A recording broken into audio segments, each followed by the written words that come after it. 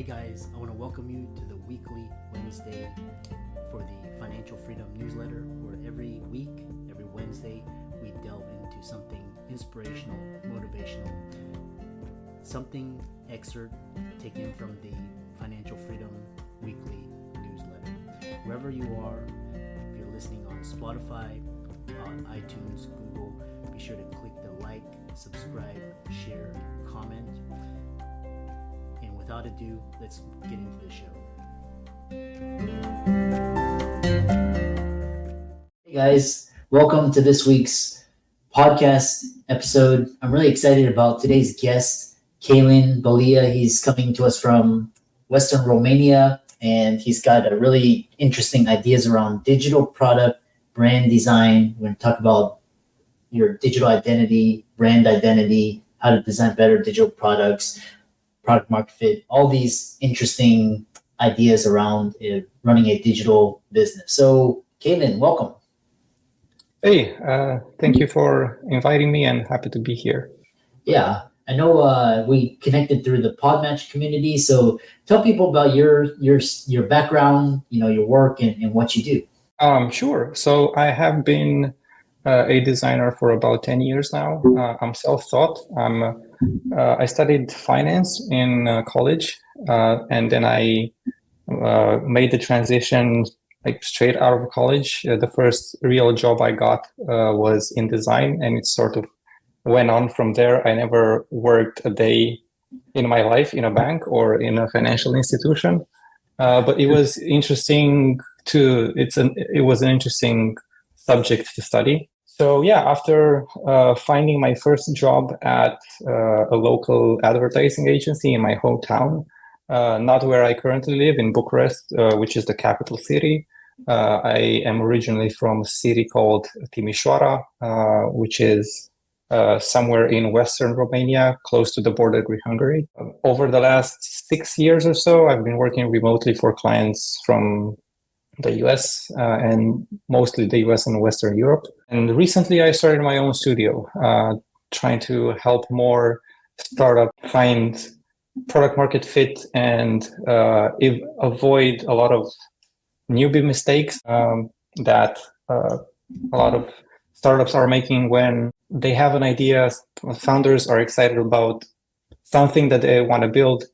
They think that it's just a matter of finding some developers to code their idea and that's it. But usually it's a longer story than that. So through my studio, I try to cover all their design needs, from brand design all the way to final UI design, and working with developers to get their ideas implemented properly. Yeah. That's like a quick overview. Yeah, I love this idea. You've never worked a day in your life, and it sounds like those people that say that are either they're pursuing their passions like Warren Buffett, or they're design or entrepreneurs. And then it's interesting. I was at this conference and this guy was wearing this shirt. He was a multi-millionaire business, and he has a shirt saying "successfully unemployed," which is Yeah. interesting. So talk about idea of how important is brand identity? What is it? How do you develop it? How do you create it in your digital products? All of that. Okay. So with brand identity, things are much more subjective than with product design. Because with product design, you need to fix a problem for the user. The user will give you feedback, and it's all much more objective. You can measure how the user is interacting with your product, so you can see if it's working or not. With brand design, it's a bit more subjective, because in essence, brand identity is, or what a brand is collective perception of your audience or people that interact with your company.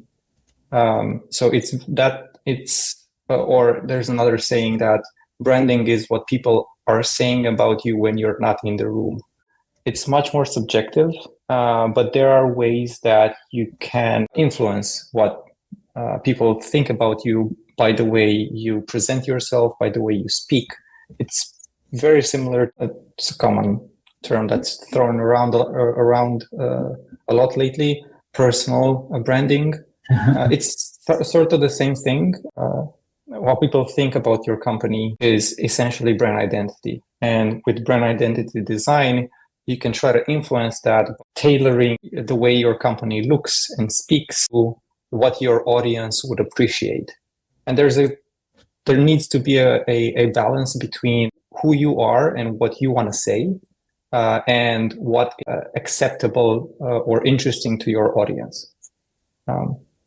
So that's not an easy balance to strike. That is what everyone should strive for, because if you veer too far towards worrying about what people say about you and just trying to please everyone, just trying to find a gray area where everyone is not bothered by you in any way, then you become unnoticeable, you become bland, and as a company you want to stand out in some way. So with brand design, you need to have a bit of courage and have the courage to express your personality as a company. I think that long-winded explanation maybe answered your question about what is brand identity. One thing I've noticed among thought leaders, influencers, is there's this one idea is I think the mantra is they say niche down and the riches are in the niches. But then I've also seen, so basically these brands, like they're very narrow, they go very deep, very successful. But then I also see other brands, they go wide and shallow, and they get, they kind of, and then the brands stand out. So what is better, this deep and shallow or wide and narrow? Because I've seen models where wide and narrow works as well. So tell us your thoughts on that. Well, I think that has more to do with product strategy rather than brand strategy. So the brand is the same, is the company ethos, who you are as a company and how you present yourself. In terms of product strategy and product design, you have those two approaches. And I think it depends on the market. Usually the winning recipe is going to niching down and going deep and building a community and really serve customers excellent. And then you can branch out into other verticals. Popular example is Amazon. Amazon started not by selling anything and everything. They started selling books. And when that worked, then they applied the same model, the same system for selling for other things. And then they played around and built AWS, and then they started selling that when people wanted to get to move their apps to their cloud, and that became a different model. Or they expanded, and then they started a streaming service. So at first you need to focus. You have laser focus on a specific niche, and win big there, and then you can expand. But it's essentially, when you're going broad, I think the end result of multiple niches put together side by side, that's when you become or have a broad approach, is multiple niches actually all side by side. If you try to go very broad, then you are probably going to have a subpar solution that no one really is crazy about. Like if the need is there, if you're satisfying a burning need for your customer and you don't have a lot of competition, then that might work, but only for a while, because anything in capitalism, if there is a need, suppliers are going to come in and fill that need to make an income. So maybe it works in the beginning, but if you're in the business for any amount of time, then sooner or later competitors will come in, and not only they will start competing with you for the same market, but they will already have all the knowledge of the mistakes that you've made.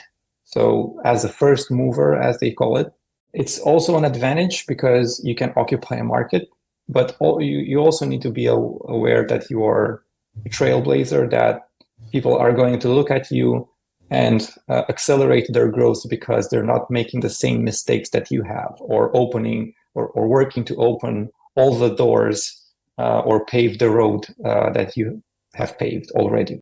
It's usually for 99% of companies, I think the best approach is to pick a niche and try to provide the best service possible or the best solution possible.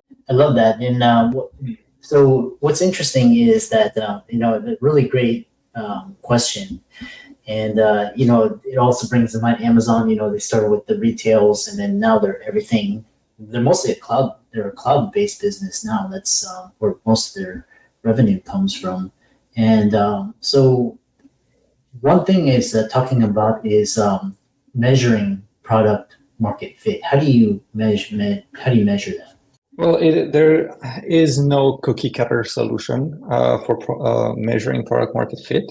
I think it was the folks at Slack that came up with this metric at first. I might be mistaken, but I think it was the company that developed Slack, and they would survey their customers on a regular basis via what they call an NPS. It's a Net Promoter Score. It's a popular survey where you can say, the question was, well, actually NPS asks you if you would recommend this tool to someone else. I think their question was, would you be disappointed if you would no longer be able to use Slack or something like this? And they found that when a percentage of people that would respond that they would be disappointed is at least 40%, then that is where past that point, you can assume you have good product market fit. You have a good enough product that people actually care about. Below that, well, like I said, it depends, and that's not if it's 39% or 41%, it doesn't really make that much of a difference, but that's the ballpark number that people are looking at. One thing, the other question I had is how to decide what features to build and avoid scope creep. I think that comes down to user feedback, especially with startups. You need to listen to your customers early on, interview them often. They will tell you what matters to them.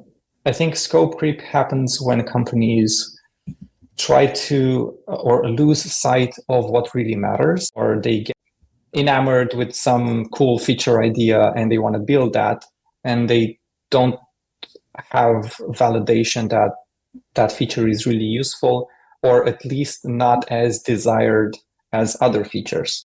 Keeping your ear to the ground and talking to your users regularly, you can gauge the desirability of a certain feature, and then you can weigh that user request with technically difficult it is to implement or how costly, and then you can make a decision how you prioritize your road. It all comes down to user feedback, listening to your customers, which is easier said than done. Most startups struggle to get quality feedback from customers, partly because, especially in the tech world, though tech companies are usually started for the most part by techies, by developers or designers, people in tech like PMs, and they just like building stuff, and they're in their den at home or whatever, and they're just coding away or building and designing and so on. But actually, in the early days, getting that quality user feedback forces you to get out of the house or the office and go talk to people and meet them in person if possible. Start doing sales, actually. I think the best way to validate that an idea is worth pursuing in the beginning, just putting together a landing page, sharing that with who you think would be interested in your solution, and seeing if they take some sort of action. They subscribe to get a notification, or even better, if they pay some sort of, I don't know, early access fee, then that's even better. In the end, that's what matters. Or that's the ultimate proof that you've found product market fit, is when people are paying you. You can look at all kinds of other metrics, but in the end, what matters is, are people paying for your solution? You might even get interesting or positive feedback, but if they're not paying, then you don't have a business. There's no product market fit. There's maybe some product audience fit, but you don't have a business there. Yeah, I like that. I like this idea. And then this idea of I think it was one of the masters of scale. He was talking about, in the early days, you have to do things that don't scale to figure out ways and systems and processes to actually help the business scale. Like in the early days of Airbnb, they had Joe Gebbia and Chesky, they had to fly up to New York City to talk to homeowners, talk about what people liked, and basically one of the homeowners gave them just like notes of info, like what hosts wanted, and looking and guess, and that really helped them. And then they incorporated it to their software. But really interesting. As we kind of go ahead. Sorry. Yeah, to your point, I think that was so, or at least that's where I heard it from. It's on YouTube. If you search for Michael Siebel, he is from YC, I think not the president, but a partner at YC.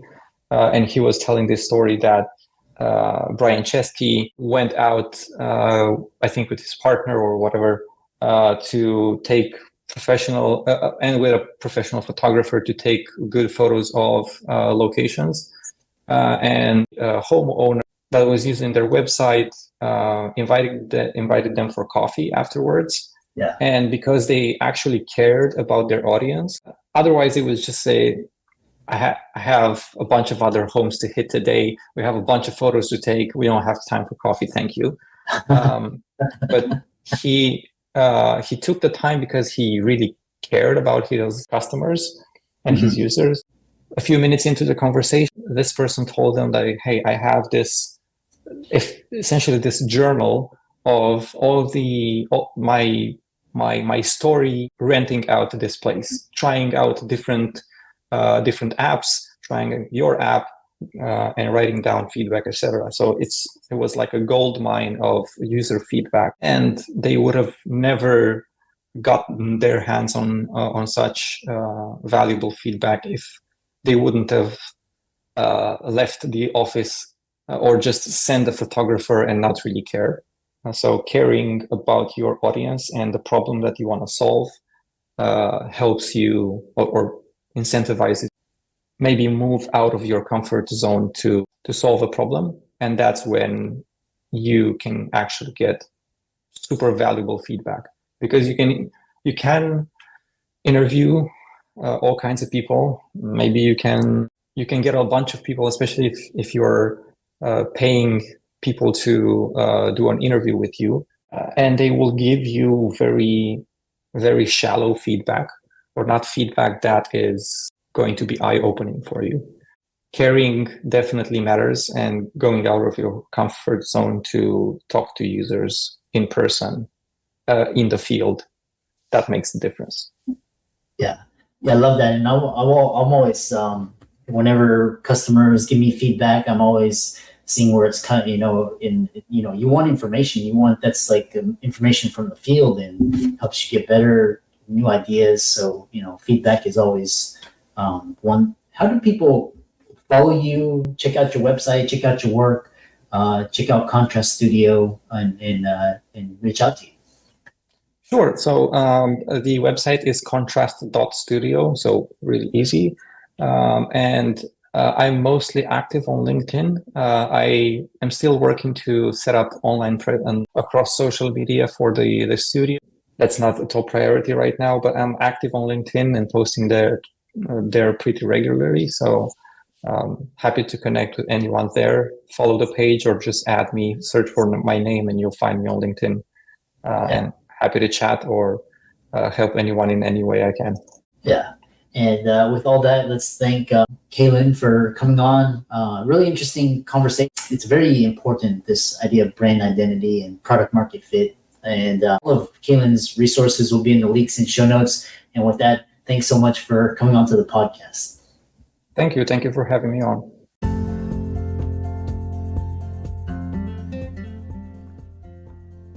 I hope you really enjoyed that wonderful, inspirational, motivational piece.